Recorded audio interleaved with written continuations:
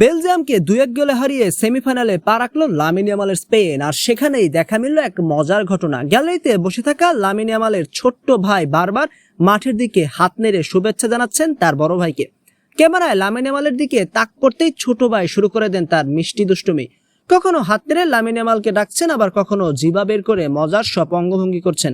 এমনকি মাঠের মধ্যে ভাইয়ের করা সেলিব্রেশন হুবহু নকল করছেন। এমন দৃশ্য দেখে ধারাভাষ্য আর হাসি থামাতে পারেনি। ম্যাচের সব রোমাঞ্চক যেন এক মুহূর্তে কেড়ে নিয়েছে লামিন ইয়ামালের এই ছোট্ট ভাই। কোয়ার্টার ফাইনালে বেলজিয়ামকে 2-1 গোলে হেরে ইউরোপের সেমিফাইনালে পা রাখল স্পেন। হাই ভোল্টেজ ম্যাচে দুর্দান্ত খেলে ম্যান অব দ্য ম্যাচের পুরস্কার জিতে নিয়েছে স্পেন ও বার্সেলোনার তরুণ লামিন ইয়ামাল।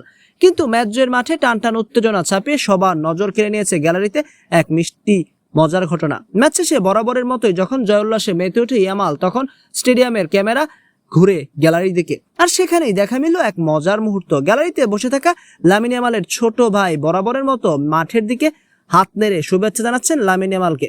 কখনো হাত নেড়ে লামিন ইয়ামালকে ডাকছেন, কখনো আবার জিব্বা বের করে মজার সব অঙ্গভঙ্গি করছেন।